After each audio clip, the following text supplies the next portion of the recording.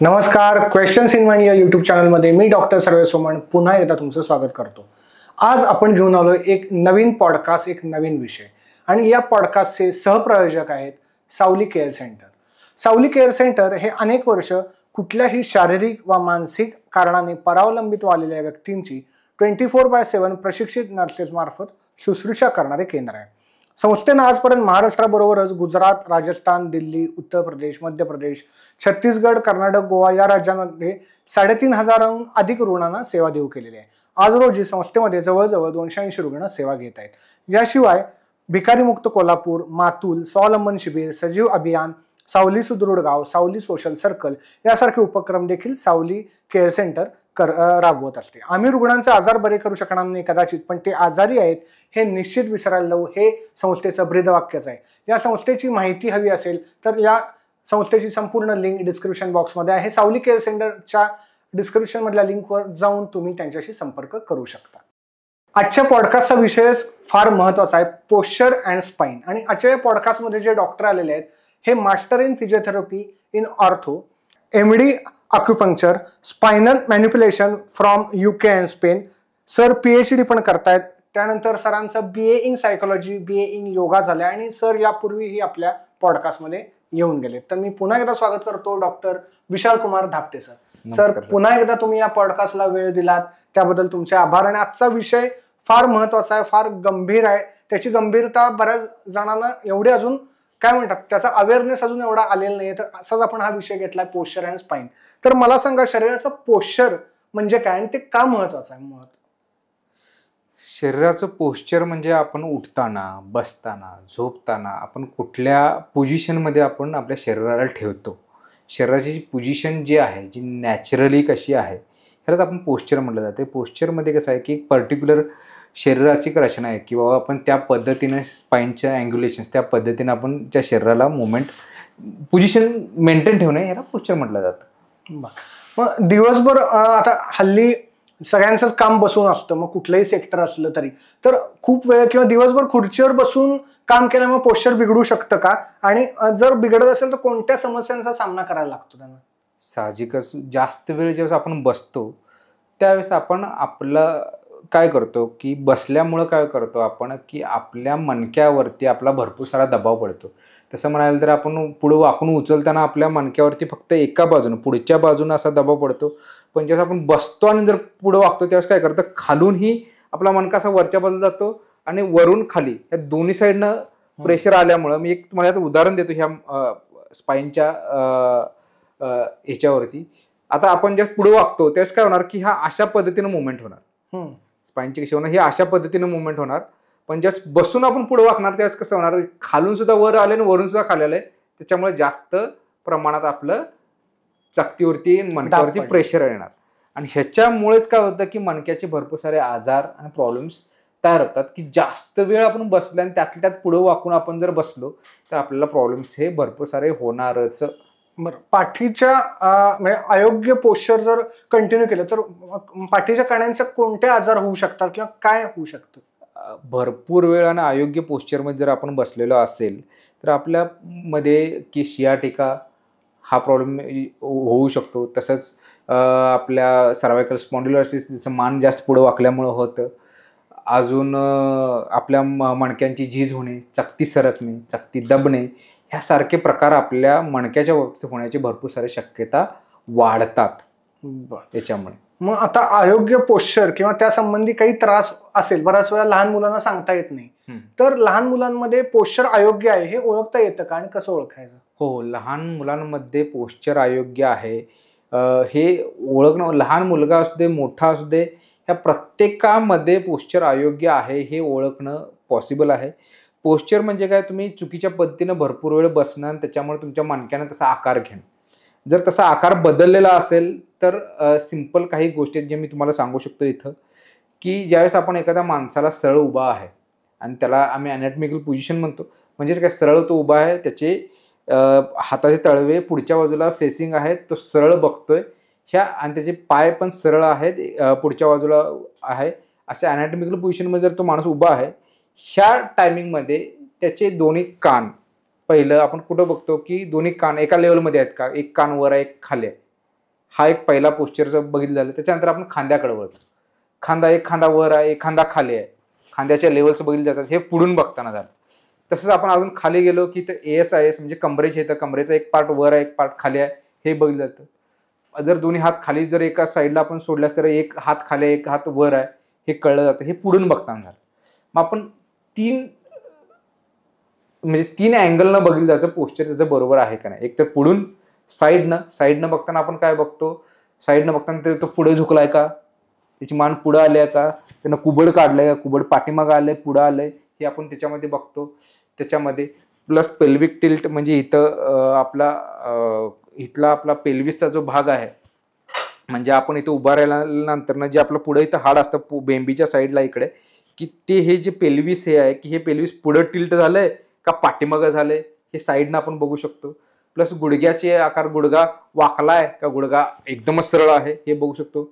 अँकलमध्ये movement आहे, असं वरून खालपर्यंत आपण जॉईंट लेवलला बघत जातो. हे साईडनं झालं. पाठीमागनं बघताना आपण काय बघणार की आपलं मान वाकडे आहे, सरळ आहे हे बघणार. त्याच्यानंतर खांदा वर खाली हे बघणार. त्याच्यानंतर आपलं फऱ्याचं हाड जे पाठीमागं हे फरा आहेत, हे याला फरा आपण म्हटलं, याला स्कॅप्युला म्हटलं जातं. स्कॅप्युला वर आहे खाली आहे, एका साईडला वळला आहे दुसऱ्या साईडला वळला आहे हे बघितलं जातं. ह्याच्यावर कळलं जातं. त्याच्यानंतर आपल्या बरगड्या पुढं आहेत खाली आहेत, एका साईडला आहेत दाबलेल्या आहेत चेपलेल्या आहेत ते बघितलं जातं. कमरेपाशी आल्यानंतर जे आपले तुम्ही बघा प्रत्येकाला कमरेला एक खड्डे असतात 2, त्याला आपण सॅक्रल डिंपल म्हटलं तर ते डिंपल वर खाली आहेत किंवा ते नाईच आहेत ते बघितलं जातं. हिपमध्ये पुढं मुवमेंट आहे का पाठी मुवमेंट आहे बघितलं. गुडघ्यामध्ये बघितलं जाते गुडघा आतमध्ये वळला आहे का बाहेरमध्ये वळला आहे हेच पाठीमागनं बघताना बघितलं जातं. अँकलमध्ये पण पाय सपाट आहे, आतमध्ये वळला आहे बाहेरमध्ये वळला आहे हे वरून खालपर्यंत हे पोश्चरमध्ये बघितलं जातं. वेगवेगळ्या अँगल्समध्ये बघितलं जातं. मी मागच्या पॉडकास्टमध्ये बघितलं की physiotherapy is depend on the physics.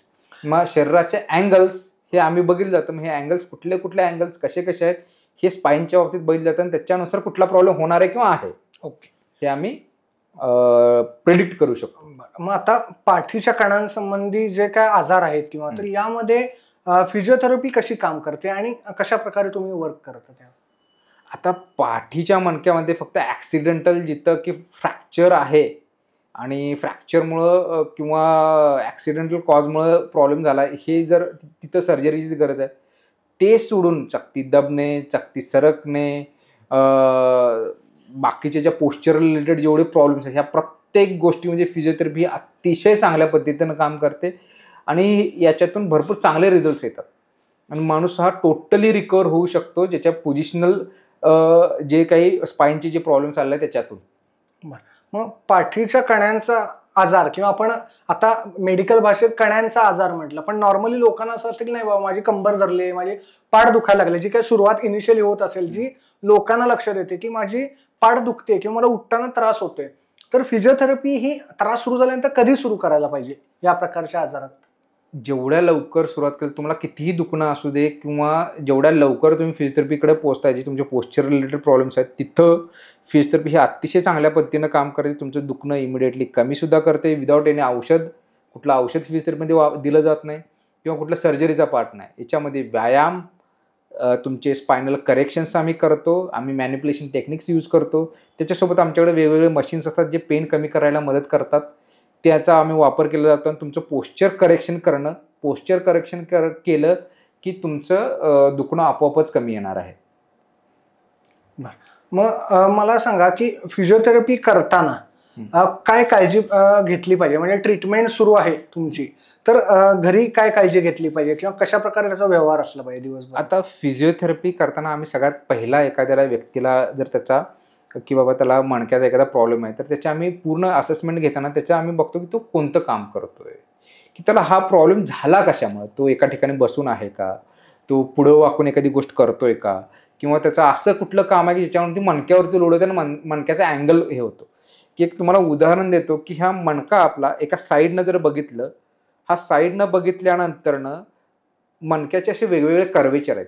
ह्याला म्हणतो सर्वायकल लॉर्डोसिस म्हणजे इथं असताना काय असं असतं की तो अशा साईडला कर्व असतो इथं माने साईडला एक साईडनं बघितल्यानंतर छातीचा जो पिंजरा आहे हा बाहेरच्या साईडला असतो. ही पुढची बाजू ही पाठीमागची बाजू आहे. कमरेच्या इथे गेलं तर ही अँगल्स आहेत की इथं परत परत काय होतं की या साईडनं ओळलं जातं की ह्याला म्हणतात की लंबार लॉर्डोसिस. हे जे अँगल्स आहेत हे योग्य तऱ्हेनं मेंटेन आहेत का नाहीत.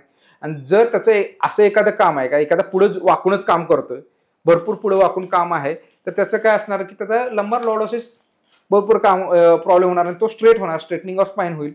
तसंच पद्धतीने एखाद्याचं कम्प्युटर वर्क आहे, एखाद्याचा मोबाईलवर वर्क आहे, तो भरपूर वेळ मोबाईल बघत खाली असा बसतोय, दिवसभर गेम खेळतोय, तर त्याचं सर्वायकल लॉर्डोसिस म्हणजे सर्वायकलचा जो असा कर्व आहे तो असा होणार आणि मग चकत्या दबायला लागणार. एक सिंपल गोष्ट आहे की आता तुम्ही बघा हे मणक्याच्या पाठीमागे जे आपला स्पर्श केल्यानंतर घावतात हे पार्ट आहेत, ते असे असतात, हा असा कर्व आहे.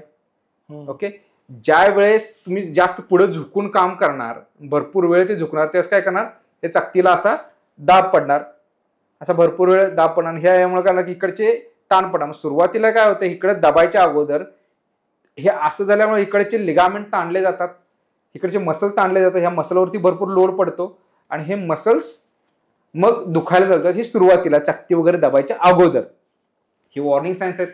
इथंच जर आपण सिंपल पैकी मुवमेंट घेतले, काही एक्सरसाइज घेतले आणि ह्याचं कारण समजून आलं तर आपण इथंच काही 2-4 दिवसाच्या एका दिवसाची फिजिओथेरपी सुद्धा त्यावेळेस काम करते.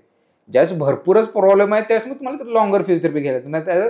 अशा इनिशियल स्टेजला जर फिजिओथेरपी घेतली तर इमिडिएटली ऍक्शन होऊन रिझल्ट यायला बरं पडतं. मग फिजिओथेरपीमध्ये पोश्चर आता तुम्ही दाखवलं की दाब पडतो किंवा काय, तर पोश्चर सुधारण्यासाठी कोणतं तंत्र किंवा कोणतं टेक्निक वापरता आपण? आता पोश्चर सुधारण्यासाठी आम्ही त्याचं पहिलं म्हटलं की हे पोश्चर आम्ही पहिल्यांदा बघतो जो पोश्चर हे कशामुळे बिघडलं. बरोबर, रूट ऑफ कॉज काय आहे की तुझ्या एखाद्या ऍक्शनमुळे बिघडलंय किंवा तुला गुडघ्याला प्रॉब्लेम आहे, पायाला प्रॉब्लेम आहे, जर समजा तिथं पायाची लेंथच कमी आहे, गुडघ्याला काही प्रॉब्लेम आहे किंवा तुझ्या हिपमध्ये पेन आहे किंवा तुला खाली पायाला टाचला काहीतरी लागलंय त्याच्यामुळे तू त्या टाचावर तो वजन घेत नाही, त्यामुळे मणका वाकडा केलाय, त्याच्यामुळे मणक्याला प्रॉब्लेम झालाय, असं त्याच्या रूट ऑफ कॉज पहिल्यांदा आम्ही फाइंड करतो की हे कारण आहे, ह्याच्यामुळे हे अँग्युलेशन झालं आणि मग त्याच्यानुसार त्याच्याप्रमाणे तो प्रॉब्लेम सॉल्व्ह केला जातो. तिकडचं ते पेन कमी केलं जातं आणि परत तो आकार डेव्हलप होण्यासाठी आम्ही स्पायनल मॅनिप्युलेशन टेक्निक्स यूज करतो, त्याच्यासोबतच एक्सरसाइज यूज करतो आणि बाकीचं पेन कमी होण्यासाठी आमच्या वेगवेगळ्या थेरपीज आहेत आमच्याकडे, त्या थेरपीज आम्ही यूज करतो. मग त्यासाठी तुम्ही कोणती साधनं किंवा हे वापरता यंत्र? आता तसं म्हणायला गेलं तर ह्याच्यामध्ये भरपूर सारे यंत्र आहेत. जर माझ्या क्लिनिकचा जर विचार केला तर माझ्याकडं सगळ्यात मॉडर्न इन्स्ट्रुमेंट्स आहेत, जसं की शॉकवेव्ह थेरपी युनिट आहे, जसं की एकदम प्रिफाईंड आणि रिवाईज असं चांगलं अल्ट्रासाऊंड थेरपी मशीन आहे. माझ्याकडे लेझर थेरपी युनिट आहे, त्याच्यासोबत आमच्याकडं डिकम्प्रेशन टेबल आहे, त्याच्यासोबत आमच्याकडं स्पायनल मॅनिप्युलेशन टेबल आहे. आम्ही मॅनिप्युलेशन कायरोप्रॅक्टिक्स टेक्निक्स यूज करतो, त्याच्यानं की तुमचा स्पाईनला जाग्यावर करेक्शन करण्याचं काम करतो. वेगवेगळे एक्सरसाइज त्याच्याप्रमाणे स्पाईनसाठी जे वेगवेगळे एक्सरसाइज ते आम्ही देतो की आम्ही इथं नीट केलंय ते परत बिघडू नये, त्याच्यासाठी आम्ही पूर्ण तुम्हाला घरातलं तुमच्या ॲक्टिव्हिटी सांगतो, त्या पद्धतीने एक्सरसाइज सांगतो, शिकवतो, करून घेतो, तुम्हाला ते परत सुद्धा उद्भवू नये त्याच्यासाठी सुद्धा आम्ही गाईड करतो. खूप चांगलं सांगितलं. या ठिकाणी मला एक सांगायचं आहे की या पॉडकास्टला जे डॉक्टर्स येतात ते आपले अनुभव शेअर करत असतात, त्यामुळं त्यांच्या वैद्यकीय सल्ल्यानुसारच आपण ट्रीटमेंट घेणं आवश्यक असतं. या ठिकाणी मला एक सांगायचं की जर तुम्हाला डॉक्टर धापटे सरांचं मार्गदर्शन घ्यायचं असेल तर सरांची पूर्ण माहिती, दवाखान्याची माहिती डिस्क्रिप्शन बॉक्समध्ये दिलेली आहे, त्याच्यावर तुम्ही जाऊन सरांशी संपर्क करू शकता.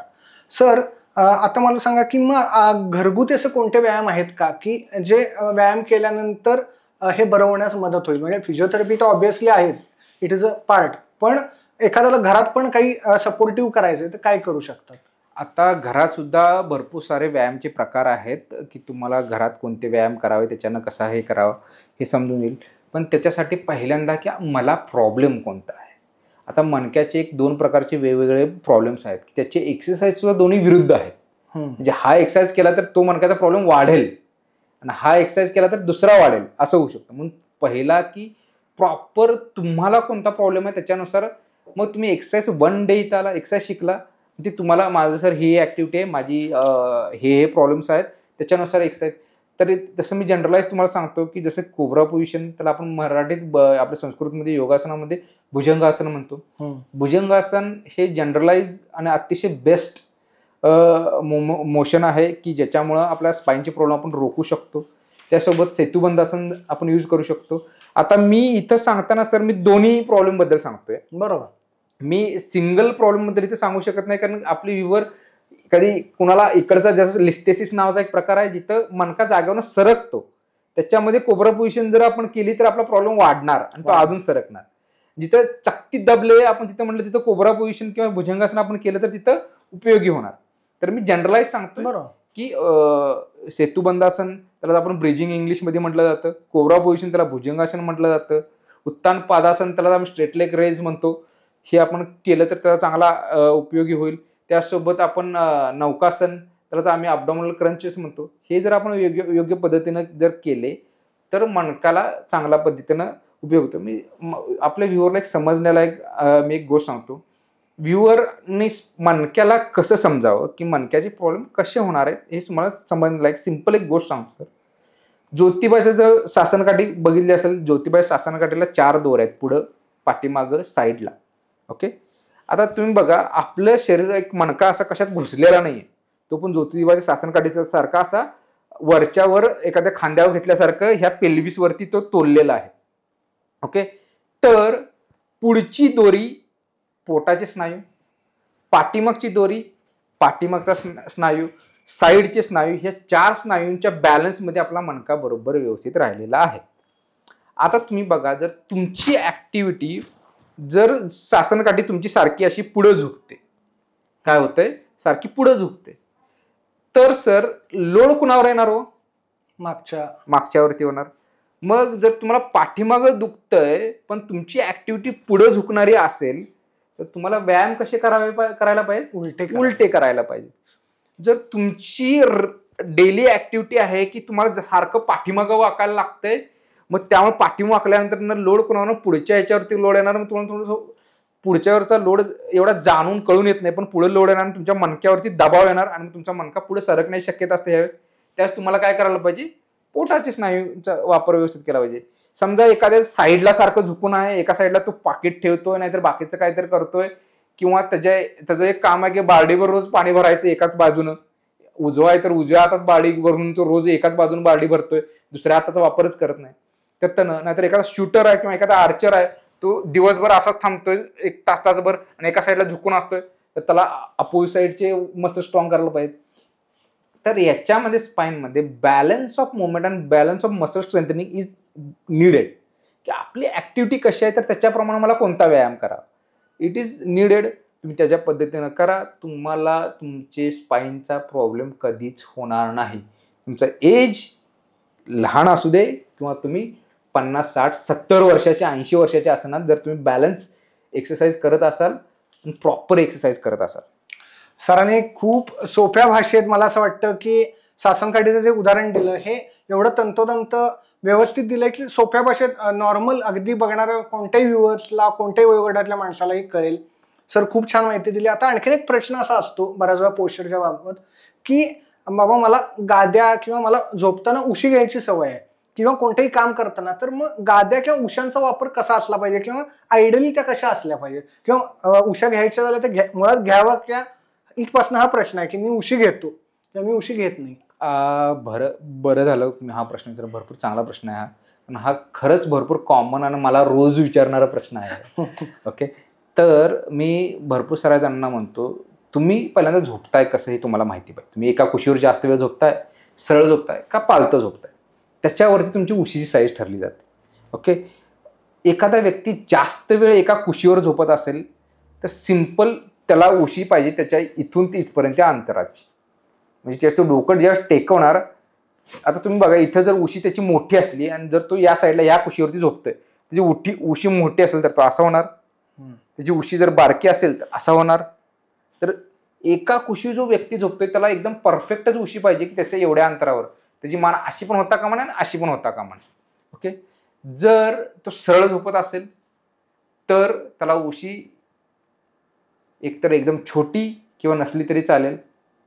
ओके. एकदम छोटी किंवा एकदम छोटं पातळ आपण आपण आपली बेडशीट किंवा एका चादर जरी फोल्ड करून घेतली इनफ आहे. किंवा डोक्याला फक्त मऊ लागावं, तिथं कडकपणा नसावा एवढ्यासाठी हे आहे. पालता झोपत असेल तर उशीची गरजच नाही आहे. बरोबर. जास्त करून पालता झोपला तर एवढी उशीची एवढी काही गरज नाही आहे. मग तेच म्हणतो की तुम्ही कोणत्या पोझिशनवर झोपताय त्या पोझिशननुसार तुमची उशी ठरली. मग सर म्हणतात सर मी तर झोपेत मला कळतच नाही, मी एका कुशीवर जातोय का दुसऱ्या कुशीवर जातोय चंचल असेल. तर सगळ्यात म्हणतो ज्या व्यक्ती एका कुशीवर झोपते त्याला परफेक्ट उशी लागते. ओके, बाकीच्याला उशी नसली तरी चालेल. ओके, सिंपल गोष्ट आहे. एका कुशीवर जर झोपत असेल तुम्हाला एकदम परफेक्टच उशी पाहिजे. मग हिथं का नाही म्हणा सर ही तर मोठी उशी झाली, हे अंतर जास्त आहे, मोठी उशी झाली, एवढी मोठी उशी घेऊ नये म्हणतात. हा, सरळ झोपल्यावर मोठी उशी घेऊन चालणार नाही. तुम्हाला डोकं टिकून तोंड वर करून जेव्हा तुम्ही सरळ झोपताय त्यावेळेस तुम्हाला मोठी उशी चालणार नाही, कारण त्याचं असं होणार ही उशी मोठी आहे आणि तुम्ही दबलं जाणार, मानेला प्रॉब्लेम होणार. आणि जर तुमची उशी तिथं छोटी असली तर काय प्रॉब्लेम, कारण आपला इथं मनकाचा असाच आकार आहे, त्यामुळे काही प्रॉब्लेम नाही. एका कुशीवर झोपताना तेवढं मात्र एकदम परफेक्ट उशी असावी. मला असं वाटतं की या काय म्हणतात सर्वांना पडलेल्या प्रश्नाचं उत्तर सरांनी अत्यंत सोप्या भाषेत दिले. आणखीन एक प्रश्न असतो बऱ्याच वेळा की कार्यालयीन काम म्हणजे आता IT सेक्टर असेल किंवा तर कार्यालयीन काम म्हणजे अगदी फिरती खुर्ची असेल नाही तर कशी असेल, पण मला कंटिन्यू बाबा खुर्चीत बसून काम करायला लागतं. तर अशा लोकांनी पोश्चर व्यवस्थित ठेवण्यासाठी आणि ते त्रास पुढे होऊ नये म्हणून कशा प्रकारे काळजी घ्यायला पाहिजे? त्याच्यासाठी सगळ्यात महत्त्वाचं तुम्ही पहिली गोष्ट की 1.5 ते 2 तासाच्या वर एका ठिकाणी बसायचं नाही. 1.5 ते 2 तासांना थोडंसं उभं राहणं आणि ताडासन करणं. ओके, एका ठिकाणी वरून थोडंसं ताडासन, घरात तुम्ही कुठेही करू शकता, घरात आळं दिल्यासारखं म्हणजे ताडासन. ओके, आपलं शरीर तुम्हाला आळं ज्या देऊन तुम्हाला असं वर वळायला लावतंय, शरीर तुम्हाला सांगते अरे उठ आणि ताण दे शरीराला. सिंपल गोष्ट आहे. ओके, पण तरी पण तुम्हाला सांगतो ज्यावेळेस तुम्ही खुर्चीवरती बसताय त्यावेळेस तुमचं बटक्स म्हणजे जे तुमचं नुंगण आहे पाठीमग पूर्णपणे टेकलं पाहिजे. ओके, पहिली गोष्ट पाठीमग जिथं खुर्चीमध्ये टेकलाय शेवटपर्यंत बसायला पाहिजे. हा, पाठीमग आजकाल ज्या खुर्च्या आहेत ह्या खरंच सगळ्या भरपूर साऱ्या चांगल्या, एका दुसऱ्या किंवा अशाच कुठल्या तरी कार्पेंटरना नाही तर अशाच कुठल्या तरी आजकाल का नाही की काही डिझायनर फालतू खुर्च्या आलेल्या आहेत की ज्याच्यामध्ये त्याचा मॉडिफिकेशन काय नाही, त्याचा पर्पज राहायला वेगळा, दिसायला सुंदर म्हणून केल्यात तशा खुर्च्या. पण मेजॉरिटी खुर्च्या ह्या चांगल्या आहेत. पाठीमग चिकटून बसायचं खुर्चीवरती, बटर टेकलं पाहिजे, तुमचं बॅक स्ट्रेट होईल. त्याच्यामुळे आता तुम्हाला मी मगाशी सांगितल्याप्रमाणे मणक्याचा इकडचा जो आकार आहे हा असा आहे, आत गेलेला आहे, तर त्या ठिकाणी जर तुम्ही पाठीम टेकल्यानंतर ना तो स्ट्रेट राहायला पाहिजे. हे झालं. तुमचे जे गुडघे आहेत हे 90 अंशामध्ये किंवा थोडंसं जरी पुढं स्ट्रेट असेल की 100 to 120 डिग्रीमध्ये स्ट्रेट जरी असले तरी चालतात, पण तुमचा बॉडी आणि हिपचा जो अँगल आहे हा 90 डिग्रीमध्ये असायला पाहिजे बसताना. जर तुम्ही कम्प्युटरवर बसणं तुमचं वर्क असेल तर तुमचा हात हा अशा पद्धतीने असायला पाहिजे, हा पूर्ण स्ट्रेट पण नाही पूर्ण बेंड पण नाही, एक तुमचा तसं म्हणायला गेलं तर 115 डिग्रीपर्यंत हात असा पाहिजे. आणि तुमचं जे मॉनिटर, समजा तुमचं कम्प्युटर वर्क आहे, तुमचा जो मॉनिटर आहे तुमच्या आय लेवलला असायला पाहिजे. आणि म्हणून म्हणतोय की IT क्षेत्रातलं सगळ्यात वाईट जे मशीन आहे ज्यानं तुम्हाला प्रॉब्लेम होणारच तो म्हणजे हा आमचा लॅपटॉप. लॅपटॉपमध्ये तुम्ही बघा की लॅपटॉप हा आपण उघडला तर लॅपटॉपमध्ये स्क्रीन आणि तुमचा टायपिंग एरिया हा भरपूर जवळ आहे.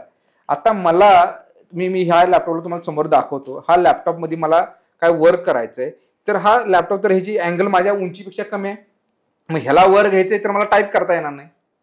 मग भरपूर सारे जण काय करतात की ह्याचा लॅपटॉपचा थोडासा अँगल हे करतात ह्याच्या जवळ पोहोचतात, मग त्याच कमरेला ताण आला, जवळ आल्यामुळे तुमच्या ह्याच्यावर ताण आला, तुमच्या मनगटावर ताण आला, मग तुम्हाला हिथं कार्पल टनल सिंड्रोम, हिथं जास्त वेळ बसला की तुम्हाला टेनिस एल्बो, पुढं वाकला कमरेचा प्रॉब्लेम, मान वाकला सर्व्हायकल स्पॉन्डिलोसिस.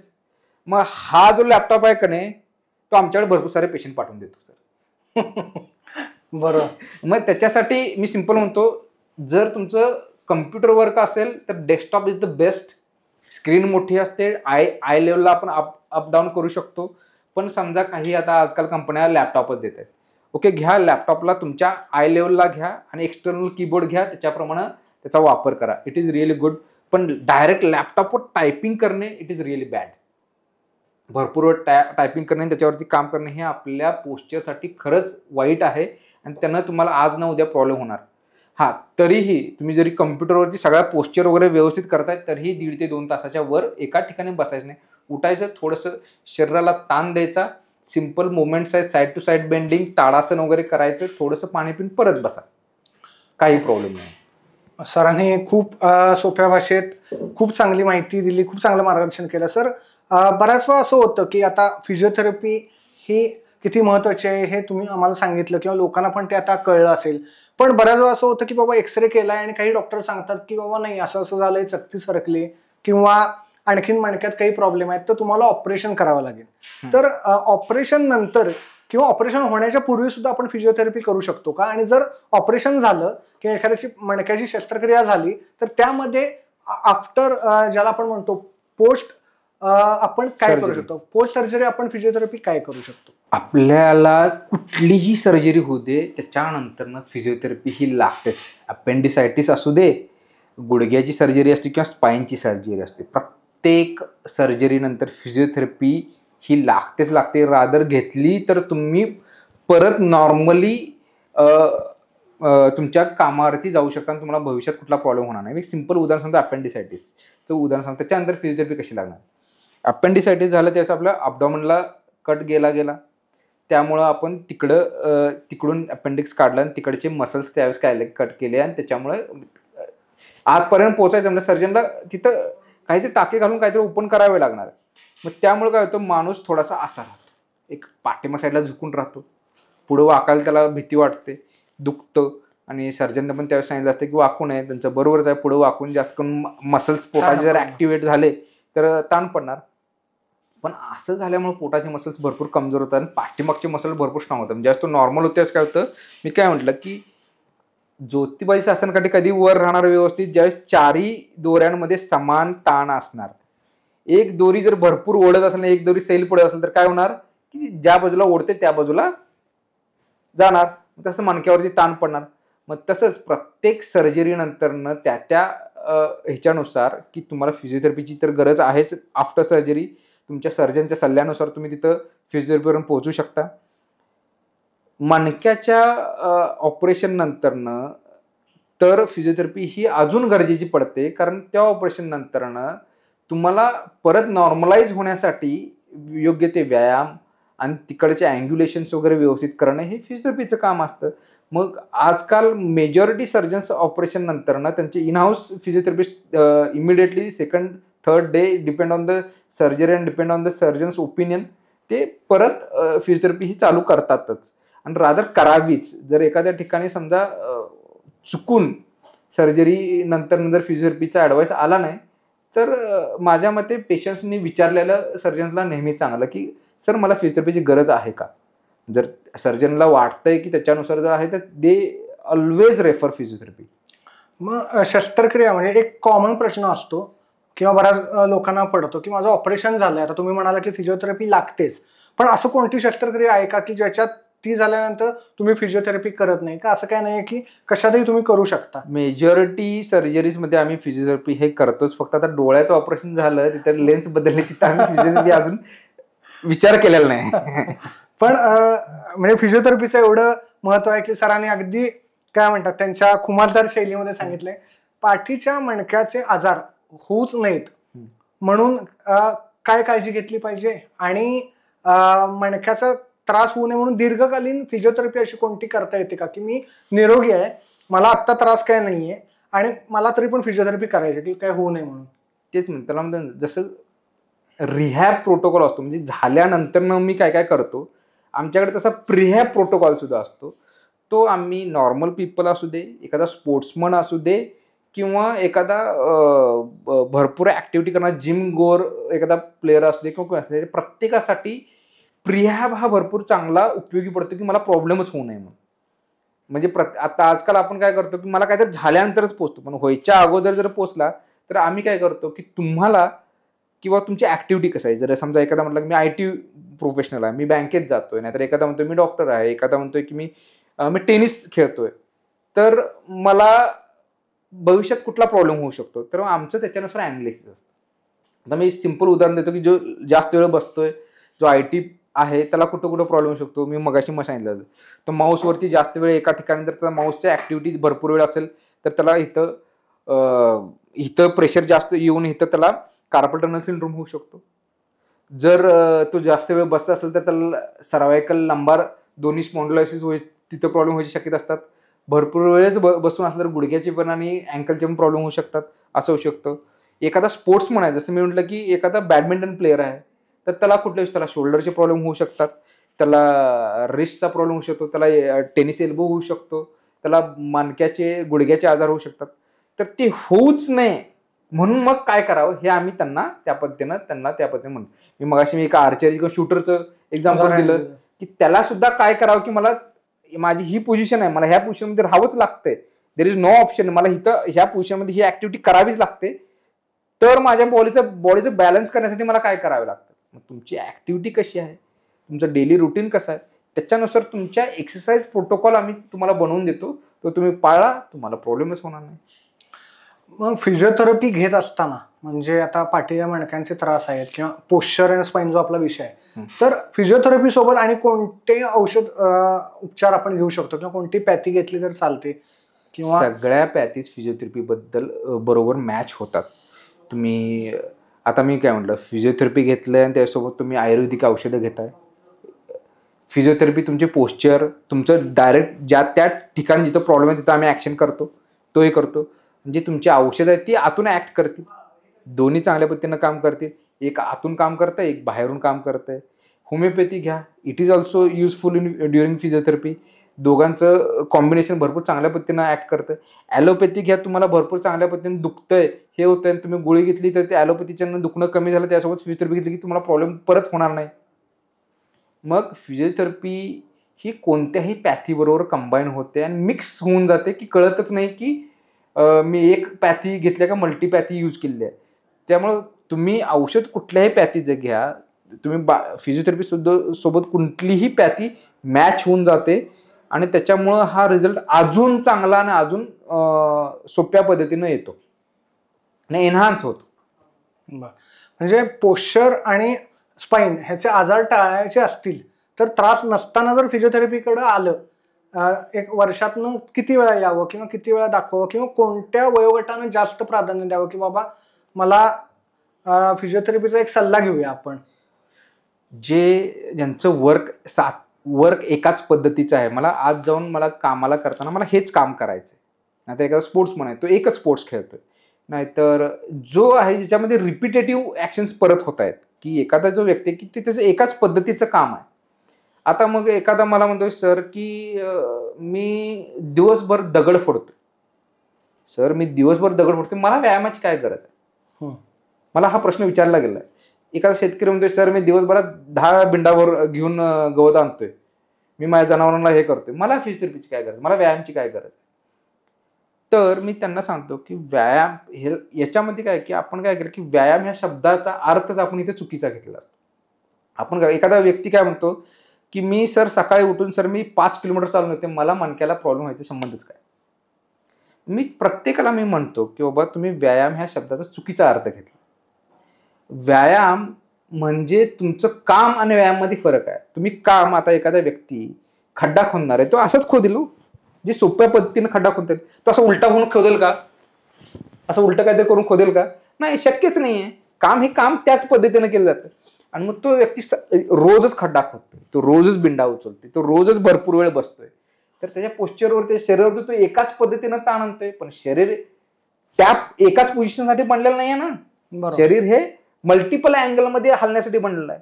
मग आम्ही काय करतो, तुमची ही पोझिशनमध्ये जास्त होते ना, मग ते ज्या पोझिशनमध्ये तुमचं होत नाही, कुठले तुमचे पोझिशनमध्ये मसल वीक होतील, कुठं तुमच्या मसलवरती ताण कमी पडेल, कुठल्या साईडला ताण जास्त पडेल, तर तो रिलॅक्स करण्यासाठी काय केलं पाहिजे हे आम्ही ॲनालिसिस करतो तुमच्या दिवसभराच्या कामावरती, आणि ते ॲनालिसिस करून त्याच्यानुसार तुम्हाला प्रोग्राम दिला जातो. ओके, खूप चांगली माहिती दिली. आणखीन एक प्रश्न म्हणजे बऱ्याच जणांना पडतो की मला आता मणक्याचा आजार आहे, मला शस्त्रक्रिया सांगितली, तर असे काही अनुभव आहेत का की फिजिओथेरपीसाठी तुमच्याकडे पेशंट आला, त्याला कुठल्याही कारणाने ऑपरेशन सांगितलं होतं आणि ते ऑपरेशन टळलं, म्हणजे फिजिओथेरपीवरच असं झालं की त्याचा त्रास पण गेला आणि बऱ्याच गोष्टी त्याच्या म्हणजे ऑपरेशन पर्यंत गेल्याच नाहीत? भरपूर वेळा असं होतं.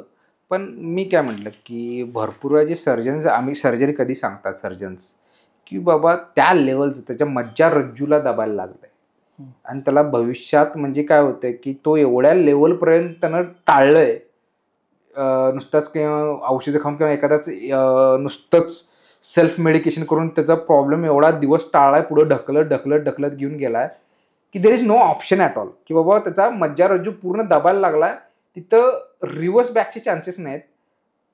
पण भरपूर वेळा काय होतं की माणूस घाबरून हा त्या गोष्टीकडे वळतो. त्याच्यापेक्षा जर तुम्ही इनिशियल स्टेजला जर इकडे फिजिओथेरपीकडे आला तर तुमचं अँग्युलेशन्स कसे आहेत, काय आहेत, मी म्हटलं नाही फ्रॅक्चर वगैरे जिथं मोडलंय तिथं यू नीड सर्जरी, त्याला ऑप्शनच नाही आहे. मोडलंय म्हटलं तिथे कराल. पण जे तुमच्या पोझिशनमध्ये झालंय तर ते इनिशियल स्टेजला किंवा तुम्ही त्रास चालू झाल्या सुद्धा जर तुम्ही आला तरी तिथं आम्ही चांगल्या पद्धतीने तुम्हाला चांगल्या पद्धतीने गाईड करू शकतो. आणि असं आमच्याकडे भरपूर साऱ्या केसेस आहेत. ओके, की आम्ही ह्या पूर्णपणे रिकवर केलेल्या आहेत. रिकवर होतात आणि होतात भरपूर स्ट्रॉंग कंडिशनमध्ये रिकवर होतात. असे भरपूर सारे केसेस आणि भरपूर सारे रिसर्च आहेत. आणि ही जी थेरपी आहे ही रिसर्च बेस्ड थेरपी आहे. ह्याच्यासाठी कुठल्या एरियासाठी काय करायला पाहिजे काय असं भरपूर मोठा आणि भरपूर वर्षाचा रिसर्च आणि भरपूर सारे पेपर्स पब्लिश आहेत त्याच्यासाठी. आज आपण एक अत्यंत महत्त्वाचा विषय बघितला, पोश्चर अँड स्पाईन. आपल्याला बऱ्याच वेळा असं होतं की मला पाठीत जरासं दुखतंय आणि मग ते दुखणं कुठंतरी वाढतं. तर अगदी दुखण्याची सुरुवात झाल्यावरच ॲक्च्युली आपण दाखवलं तर पटकन त्याचा फायदा होईल. तेच मी म्हटलं. ते काय होतं माहिती आहे की आता मी तुम्हाला सांगतो की पेन किलर्स हे यांचं काम काय की दुखणं थांबवणं. ते काय करतात, दुखणं थांबवतात पण तुमचं पोश्चर त्यांना सुधारत नाही. त्यांना दुखणं थांबवलं, आता दुखणं तुमच्या मेंदूला कळायचं कमी झालं त्या औषधामुळे.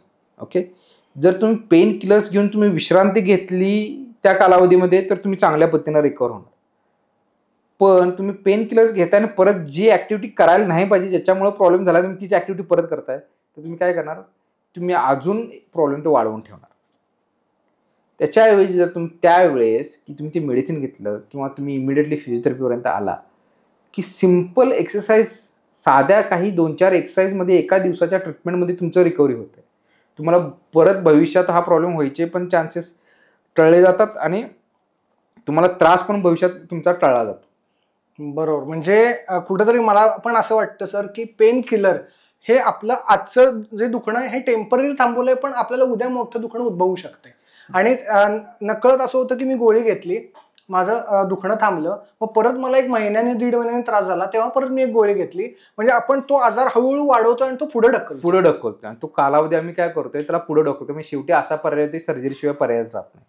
आणि सर्जरी ही कधी केली जाते की आपल्या शरीराला फर्दर डॅमेज होऊ नये बरोबर म्हणून सर्जरी केली जाते. दुखणं कमी करावं म्हणून नाही. बरोबर. माझ्या शरीराला फर्दर डॅमेज होऊ नये की ह्याच्यामुळे माझा अजून प्रॉब्लेम वाढू नये ह्याच्यासाठी केलं जातं. मग आपण काय करतो की उगाच वाढवत बसतो, थोडं करून नुसतं पुढे ढकलायचं काम करतो आणि आपण मग तिथपर्यंत मला पण असं वाटतं कुठेतरी ऑपरेशन पर्यंत पेशंट जेव्हा जातो तेव्हा बऱ्याच असं असतं की अचानकच झालं हो आणि अचानक मला सांगितलं, मी गेलो ऑपरेशन करायला सांगितलं, तर कुठंतरी बॉडी काही महिने आधी इंडिकेशन देतच असते. असं डायरेक्ट ऑपरेशनला जात कधीच नाहीये. हा ऍक्सिडेंटल कंडिशन्स आहेत त्यावेळेस जाणार.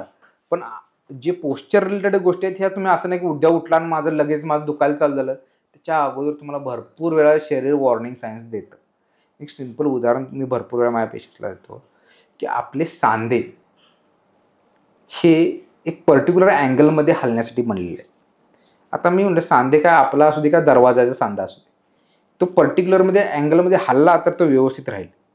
आता मी एक उदाहरण देतो. आपला घराचा मेन दरवाजा आणि टेरेसचा दरवाजा दोन्ही पण बाहेरचे दरवाजे आहेत, दोन्ही पण स्ट्रॉंग दरवाजे आहेत. ओके, घरचा मेन दरवाजा आपण रोज उघडतो, रोज बंद करतो, कधी आवाज मारतो का? आणि तो फुल अँगलमध्ये उघडला जातो, फुल अँगलमध्ये बंद केला जातो. ओके, कधी आवाज मारतो. टेरेसचा दरवाजा बघा, तो पण दोन्ही पण नवीनच होते, दोन्ही पण स्ट्रॉंगच होते, पण टेरेसचा दरवाजा कधीतरी उघडणार, तो कर कर कर कर कर कर कर कर कर कर. मग तुम्ही विचार करा सर, सांधा हा जर तुम्ही तुमच्या शरीरातले सांधे हे योग्य त्या अँगलमध्ये, ज्या अँगलमध्ये ते हलण्यासाठी बनलेत त्या अँगलमध्ये, सगळ्या अँगलमध्ये हलवलं. आता तुम्ही बघा एखादा दरवाजा आपण अर्धाच उघडतोय अर्धा बंद करतो, तर तेवढ्या रेंजमध्ये तो आवाज नाही मारणार, पण त्या पुढच्या रेंजमध्ये गेली की आवाज मारणार. तसं आपल्या सांध्यांचं पण आहे.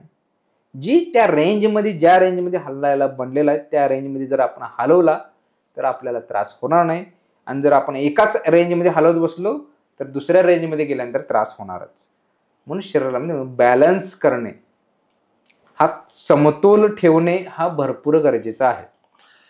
आजच्या या पॉडकास्टच्या विषयामध्ये बऱ्याच गोष्टी सरांनी उलगडल्या. पोश्चर अँड स्पाईन किती महत्वाचं आहे, रोज व्यायाम करणं किती महत्वाचं आहे, शरीराला हालचाल देणं, स्टिफनेस येऊ नये म्हणून कंटिन्यू आपण हालचाल करणं गरजेचं असतं. तर आजचा हा पॉडकास्ट तुम्हाला कसा वाटला हे कमेंट बॉक्समध्ये नक्की कळवा आणि कोणत्या विषयावर आम्ही पॉडकास्ट बनवावा आणि कोणत्या आजारांवर आम्ही मार्गदर्शन करण्यासाठी डॉक्टरांना बोलवावं हे देखील कमेंट बॉक्समध्ये कळवा. आणि सर, तुम्ही आजच्या या पॉडकास्टमध्ये आलात त्याबद्दल पुन्हा एकदा तुमचं अभिनंदन आणि आभार. धन्यवाद. थँक्यू.